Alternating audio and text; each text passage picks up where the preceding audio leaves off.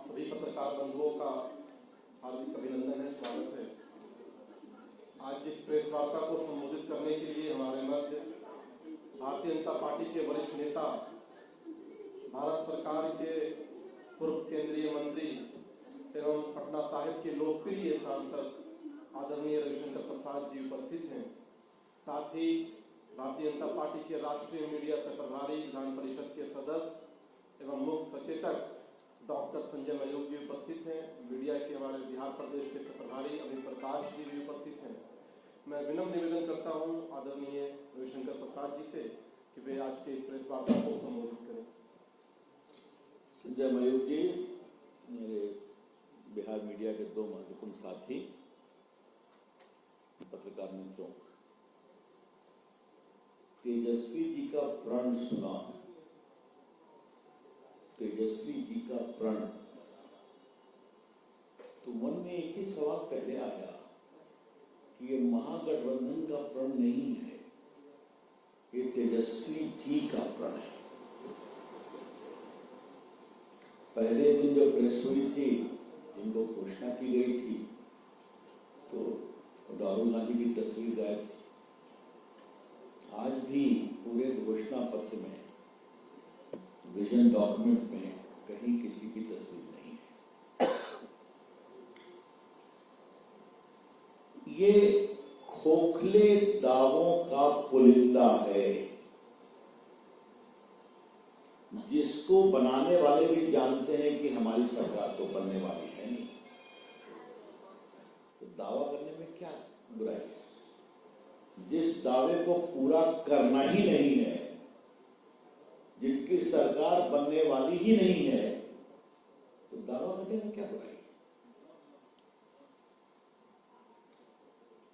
ये बिहार की जनता को एक ऐसे लोक लुभावनी तस्वीर पेश करता है जिसमें न कोई रंग है, न बदलाव का संकल्प है। तो बिहार की जनता भी समझती है। दो तीन बातें जो मुझे सबसे रोचक लगी,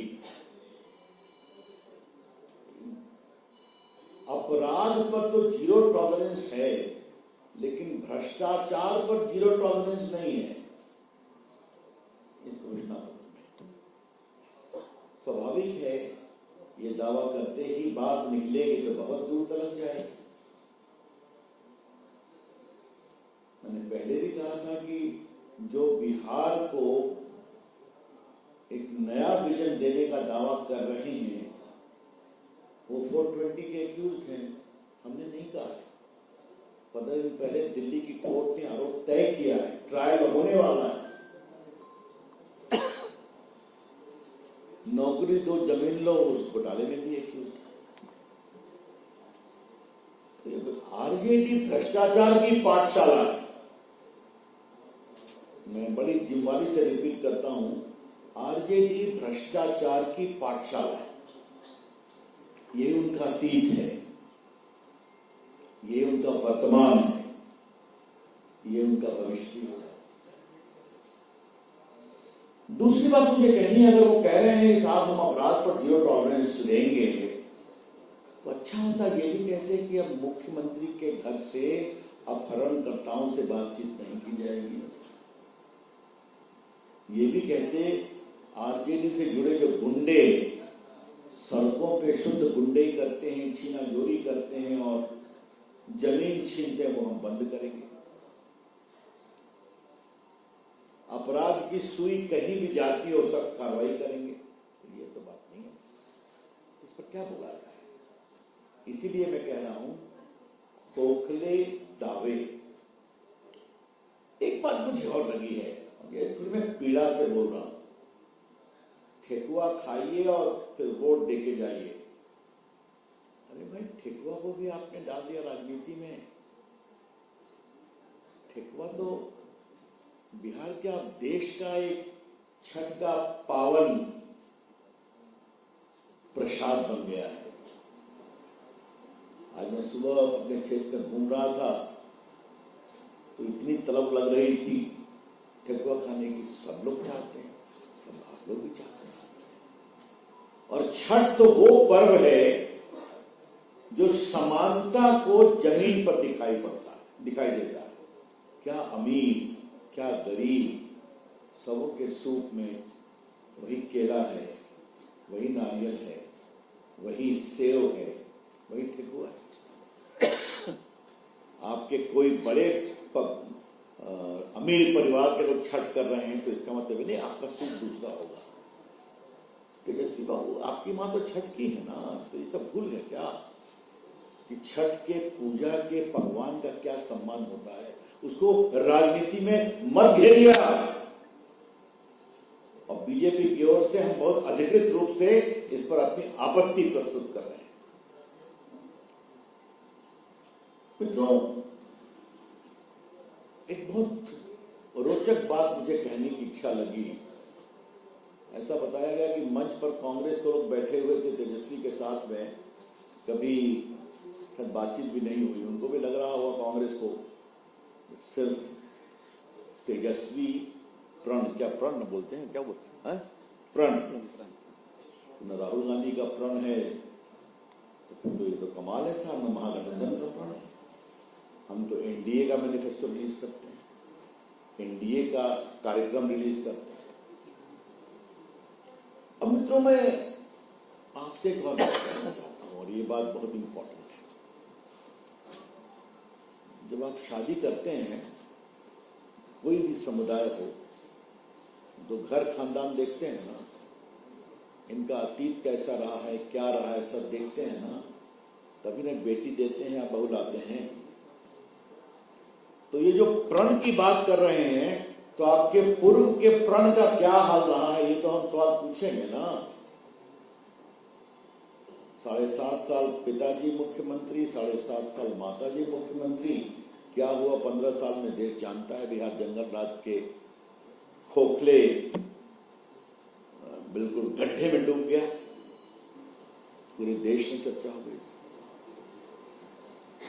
अब ये जो बार बार कहते हैं कि मैंने किया, तो ये नीतीश बाबू के उप मुख्यमंत्री थे, तो आपने नहीं किया, जो भी किया वो नीतीश जी की सरकार ने किया, जिसके आप कुछ दिन के लिए अंग थे, लेकिन आपके भ्रष्टाचार के कारण नीतीश जी आपसे अलग हो गए।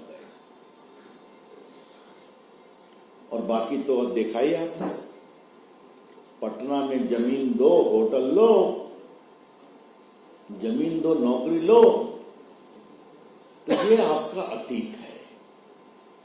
तो इससे आपका वर्तमान या भविष्य कैसे अच्छा होगा, ये बात हम उठाना चाहते हैं। वो बार बार पूछ रहे हैं हमारा विजन क्या है, हमारा एनडीए का हमारा विजन, हमारा काम है।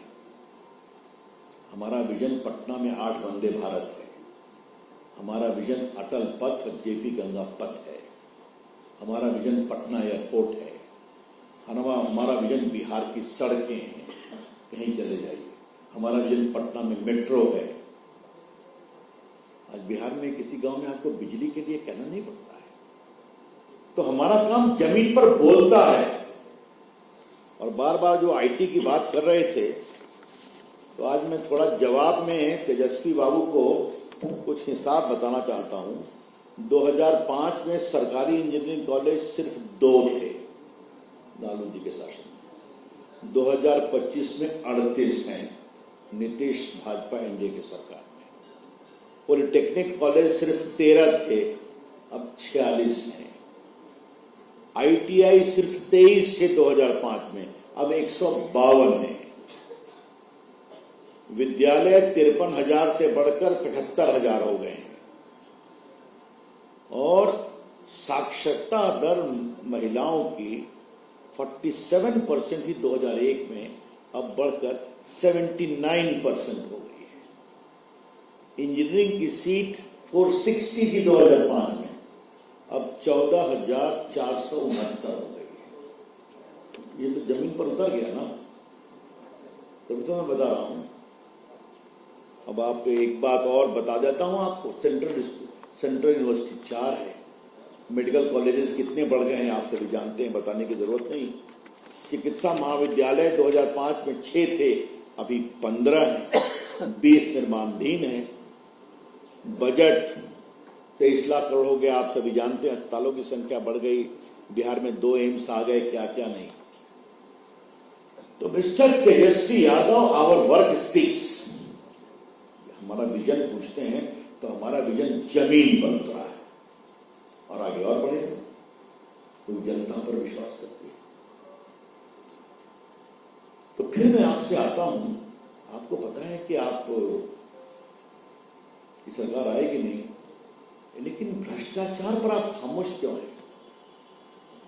0 टॉलरेंस अगेंस्ट क्राइम, लेकिन जो 21 आपके पॉइंटर हैं इसमें 0 टॉलरेंस अगेंस्ट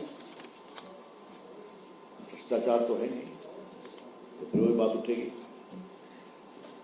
भ्रष्टाचार पर खुलकर बोलने से तेजस्वी यादव डरते हैं और घबराते हैं, क्योंकि उनका पूरा परिवार भ्रष्टाचार में आकंठ डूबा हुआ है। तो एक आज के विजन की चर्चा में एक और बात दिखाई पड़ी, बिहार को लोग उपनिवेश बनाने की कोशिश कर रहे हैं। क्या मतलब है इसका? और ये जो हमारे पुराने पत्रकार हैं उनको बताना चाहेंगे कि जब चारा घोटाले की लड़ाई हम लोग लड़ रहे थे तो उस समय उनके सालों में एक बात कही थी, बिहार को हिंदुस्तान से अलग हो जाना चाहिए, जब सीबीआई की इंक्वायरी चल रही थी। बिहार उपनिवेश है क्या? तो आप संविधान के खिलाफ बोलते हैं, आप संसद के खिलाफ बोलेंगे कि हम ये पूरे कानून को फाड़कर फेंक देंगे, वक्फ के कानून को। संसद के द्वारा पारित कानून है, सुप्रीम कोर्ट ने स्टे नहीं दिया आपकी तमाम कोशिश के बावजूद, और आप कह रहे हैं कि तो ये संविधान के खिलाफ है और संसद की गरिमा के खिलाफ है आज का पूरा वक्तव्य। ये बात हम कहना चाहेंगे। और मित्रों, बाकी तो उसमें लफाजी बहुत है, तो उस लफाजी का हम क्या जवाब देंगे। एक बात वो बार बार पूछते हैं नीतीश कुमार के बारे में। नीतीश बाबू की चिंता देख करके मुझे आश्चर्य होता है। तेजस्वी बाबू, नीतीश कुमार 20 साल से एनडीए के नेता हैं, इसमें जदयू भी है, भाजपा भी है, बाकी पार्टियां हैं, और उनकी अगुवाई में बिहार आगे बढ़ा है। वो चेहरा है, वो चेहरा अभी है, अतीत में है और रहेंगे। इसलिए मैंने पिछली बार कहा था कोई वैकेंसी नहीं है मुख्यमंत्री के पद की। ये बार बार बातें क्या उठाते हैं? हाँ, पिछले लगभग 11-12 वर्षों में नरेंद्र मोदी जी ने नीतीश जी के स्नेहित भाई के रूप में बिहार के विकास के लिए अपना पूरा संकल्प लगा दिया है। तो रिजल्ट आप देख रहे हैं, आगे और जाएगा। तो ये जो नरेंद्र मोदी नीतीश जी की जोड़ी है, जो एनडीए की चट्टानी एकता है, वो सबके सामने है। इसीलिए मेरा आपसे कहना यह है कि इस तरह के जो सवाल उठ रहे हैं, तो तेजस्वी बाबू अपने घर को संभालिए। आज मंच पर कांग्रेस के लोगों की जो मुद्रा की छवि टीवी पर दिखाई पड़ी, वो बहुत कुछ कह गई। That's all. आपको इस सवाल का जवाब देने को मैं तैयार हूं। सीधे प्रश्न है तो एक करके अंकित, आपने जिक्र किया नीतीश जी का, तो तेजस्वी ने तो ये भी कहा कि पुतले की तरह एनडीए इस्तेमाल कर रहा है उनको। तेजस्वी बाबू राहुल गांधी को इस्तेमाल कर रहे हैं क्या? राहुल गांधी जी आ नहीं रहे हैं, मामला क्या है? लोग का जवाब देंगे ना। ठीक है, प्रचार के लिए आ रहे हैं, अच्छी बात है, लेकिन हमने तो सुना है कि कांग्रेस के नेता विलाप कर रहे थे। आप निश्चिंत रहिए, उनको हम बताना चाहते हैं बिल्कुल एनडीए मजबूत है, एकता है। अच्छा संजय, उनका टिकट का सेटिंग हुआ कि नहीं अभी तक? अभी तक नहीं, अभी भी गठबंधन है। बताइए साहब। अब साहब सब हो गया, फिर भी 243 पर कितना उम्मीदवार है? 12 सीटों पर अभी 12 भी सीटों पे लड़ाई चल रही है। तो तेजस्वी बाबू आप 12 सीटों का फाइनलाइज नहीं कर सकते, आप सवाल हमसे पूछते हैं। लट्ठम लट्ठा चल रहा है। लट्ठम लट्ठा। देखिए संजय मयूर की बात आपने सुनी। हाँ, ठीक है। और किस और और कोई प्रश्न भाई? तेजस्वी जी कह रहे हैं वो साझा प्रेस कॉन्फ्रेंस में नहीं कर रहे हैं। कौन? तेजस्वी जी कह रहे हैं कि एनडीए में जुटता नहीं है, साझा प्रेस कॉन्फ्रेंस नहीं कर जनता के बीच अब वो लोग जनता में प्रचार कर रहे हैं, देख रहे हैं रोज अखबार में आप ही लोग छापते हैं ना। हाँ, अब प्रधानमंत्री के कार्यक्रम में सब लोग साथ रहते हैं ना, आगे फिर रहेंगे। अपनी एकता की चिंता करो तेजस्वी बाबू, हम एक हैं, बिहार के विकास के लिए संकल्पित हैं। बाहरी लोग बिहार को उपनिवेश बनाना चाहते हैं। उन्होंने जवाब तो पहले दे ही दिया ना। ये तो बहुत ही असंवैधानिक वक्तव्य है। बिहार देश का एक बहुत गौरवशाली प्रांत है, जिस बिहार ने देश को दिशा दी है। तेजस्वी बाबू, आप जब कहते हैं बिहार को उपनिवेश बना रहे हैं, तो शायद आप बिहार के इतिहास को भूल गए। चाणक्य नीति इसी पाटलिपुत्रा से पनपी थी। चंद्रगुप्त मौर्य ने पूरे देश को एक सूत्र में यहीं से बांधा था। पूरा समुद्रगुप्त का एम्पायर भारत में इतना आगे बढ़ा, सम्राट अशोक सब यहीं से हुआ था। वैशाली में भारत का पहला गणतंत्र आया था और उसकी आभा, उसकी चमक आज तक दुनिया में है, और आप उसको भारत का उपनिवेश बताते हैं। जो बिहार सिर्फ भारत ही नहीं, दुनिया में अपनी प्रेरणा, संकल्प, संस्कार देता है। कल देखा ना आपने, छठ कहाँ कहाँ मन रहा था, कनाडा में, इंग्लैंड में, अमेरिका में, जर्मनी में। तो बिहार का तो गौरव फैल रहा है देश में भी और विदेश में भी, और वो बिहार को उपनिवेश बता रहे हैं। तो क्या बोला जाए? Thank you. बहुत धन्यवाद।